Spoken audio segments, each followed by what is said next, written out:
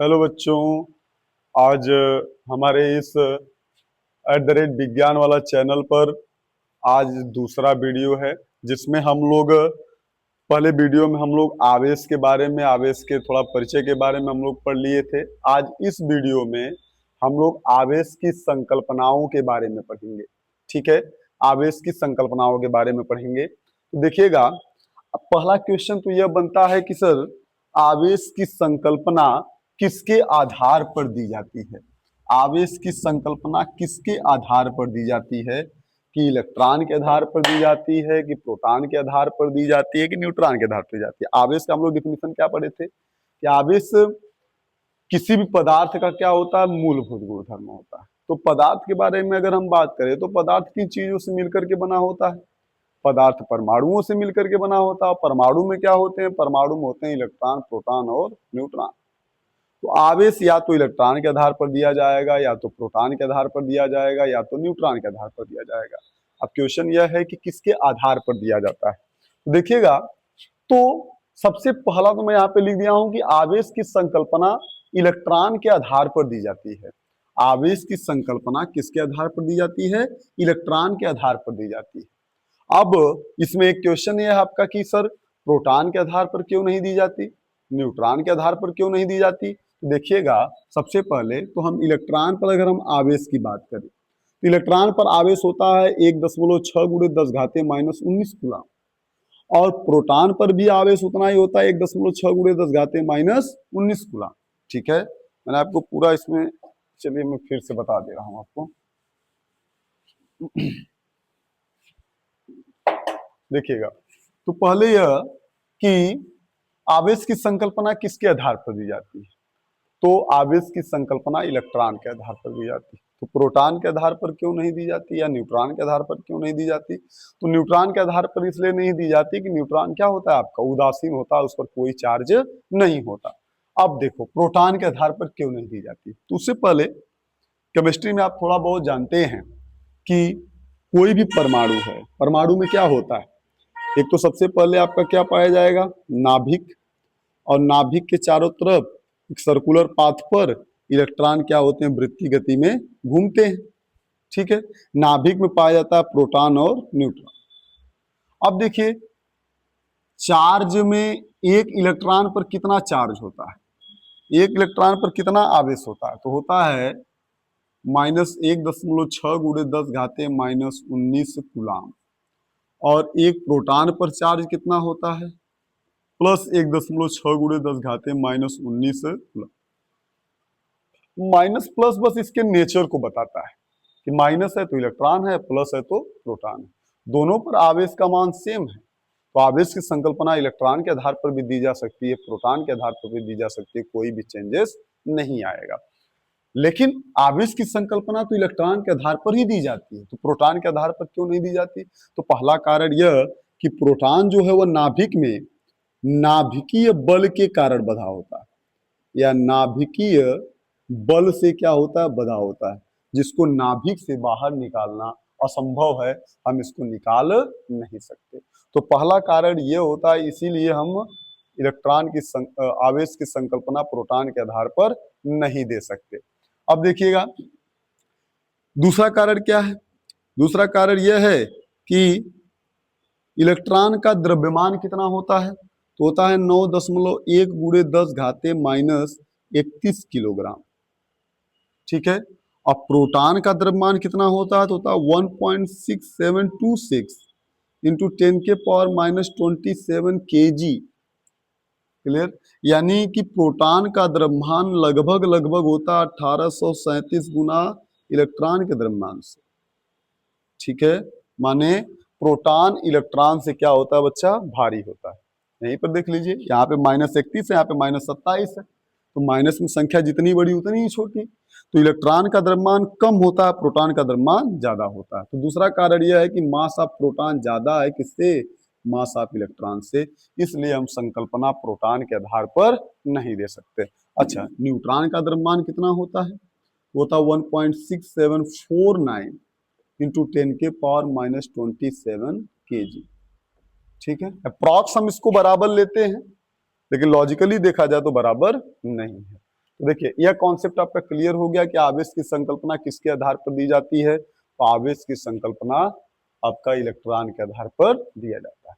Proton के आधार पर क्यों नहीं दिया जाता? क्योंकि प्रोटॉन आपका क्या है, नाभिकीय बल के कारण बधा है, और प्रोटॉन भारी होता है किससे?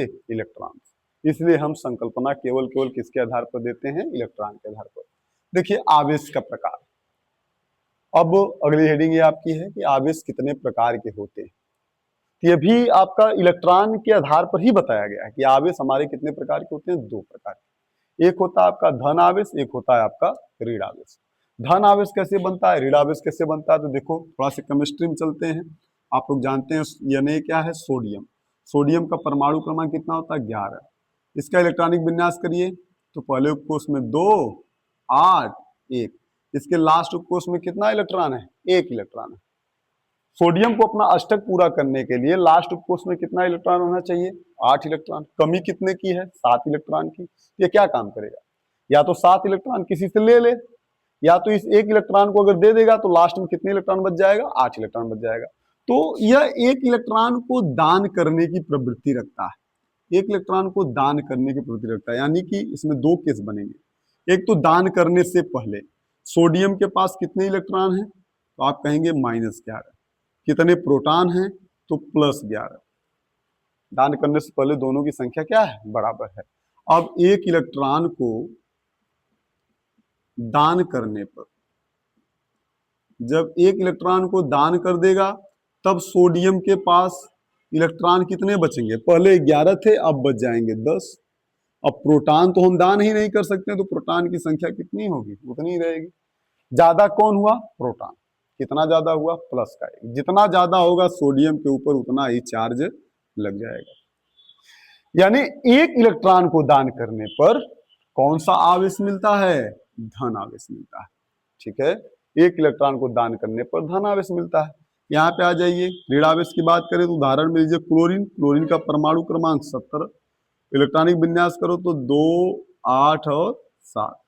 अब ये क्या काम करेगा? अपना अष्टक पूरा करने के लिए 1 इलेक्ट्रॉन को ग्रहण करेगा। देखिए इलेक्ट्रॉन को ग्रहण करने से पहले क्लोरीन के पास नंबर ऑफ इलेक्ट्रॉन कितने हैं? 17। और नंबर ऑफ प्रोटॉन भी कितने हैं? 17। प्लस माइनस इसके नेचर को बताते हैं। ठीक है, अब 1 इलेक्ट्रॉन को ग्रहण करने पर 1 इलेक्ट्रॉन को ग्रहण करने पर अब इलेक्ट्रॉनों की संख्या कितनी हो जाएगी? पहले थी 17, अब हो जाएगी 18। अब प्रोटॉन तो वही रहेंगे सेम। ज्यादा कौन है बच्चा इसमें? इलेक्ट्रॉन ज्यादा है। ठीक है, और कितने ज्यादा है बाबू? तो माइनस का 1 ज्यादा है। माइनस का 1 ज्यादा, जितना ज्यादा उतना क्लोरीन के ऊपर चार्ज लग जाएगा, यानी क्लोरीन के ऊपर कौन सा चार्ज लग गया? निगेटिव। 1 इलेक्ट्रॉन को ग्रहण करने पर निगेटिव चार्ज बनता है, और 1 इलेक्ट्रॉन को दान करने पर पॉजिटिव चार्ज बनता है। बहुत लोग पूछ देते हैं कि आवेश का प्रकार किसने दिया था, कौन से वैज्ञानिक ने? तो याद रखिएगा, बेंजामिन फ्रैंकलिन। बेंजामिन फ्रैंकलिन ने क्या किया था? आवेश का प्रकार बताया था। और फ्रैंकलिन के नाम पर ही आवेश का सीजीएस मात्रक, सबसे छोटा मात्रक हम फ्रैंकलिन ही बोलते हैं। अब देखिए दूसरा पॉइंट आवेश की संकल्पना में कि अगर 2 सजातीय आवेश हमारे पास हो तो वे एक दूसरे को क्या करेंगे?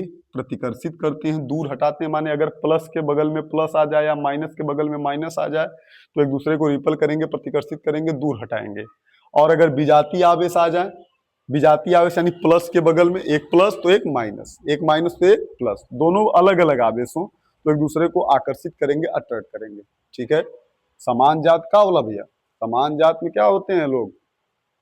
प्रतिकर्षित ही करते हैं ना। अपने अगल बगल में कोई किसी को देख नहीं सकता, लेकिन लोगों की दोस्ती दूसरे गांवों से हो जाती है, विभिन्न जातों से हो जाती है। तो उसी तरीके से कि समान जात के लोग प्रतिकर्षित करेंगे और विभिन्न जात के लोग क्या करेंगे? आकर्षित करेंगे। और अगर किसी, चौथा पॉइंट, किसी आवेशित वस्तु के बगल में अगर कोई अनावेशित वस्तु ला दे, अब ये क्या हो गया? आवेशित मतलब जिसके पास आवेश है, अनावेशित मतलब जिसके पास आवेश नहीं। तो ये प्रयोग आप लोग बचपन में भी करते थे, आप भी कर सकते हो। किसी पेन को लेकर के हम बालों में रगड़ करके क्या करते हैं? बालों में रगड़ करके कागज के छोटे छोटे टुकड़े को हल्का क्या कर सकते हैं? आकर्षित कर सकते हैं। ठीक है, तो ये पेन को जब हम रगड़ते हैं तो पेन क्या हो जाता है? आवेशित हो जाता है, लेकिन कागज का छोटा टुकड़ा आवेशित नहीं रहता। ठीक है। तो देखिएगा, जब आवेशित वस्तु के बगल में हम अनावेशित वस्तु को लेकर के आते हैं तो उसमें हल्का क्या होता है, आकर्षण होता है। देखिएगा मेरे प्यारे बच्चों, ये आपका है आवेश की संकल्पना।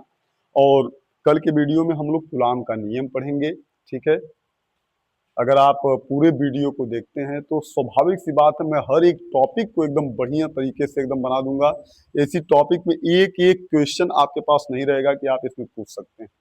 कोई अगर क्वेश्चन हो तो आप वीडियो के कमेंट में जरूर पूछिए, और वीडियो के कमेंट में हमें जरूर बताइए कि आपको वीडियो समझ में आ रहा है कि नहीं आ रहा है, टॉपिक क्लियर है कि नहीं क्लियर है। राइटिंग में कोई अगर दिक्कत हो तो आप हमें कमेंट में जरूर बताइएगा, हम आपके सभी कमियों को पूरा करेंगे। और इस वीडियो को अगर समझ में आता है तो इस वीडियो को ज़्यादा से ज़्यादा शेयर करिए। आज के लिए बस इतना ही, तब तक के लिए धन्यवाद। मिलते हैं नेक्स्ट वीडियो में नेक्स्ट टॉपिक के साथ, गुलाम का नियम। धन्यवाद।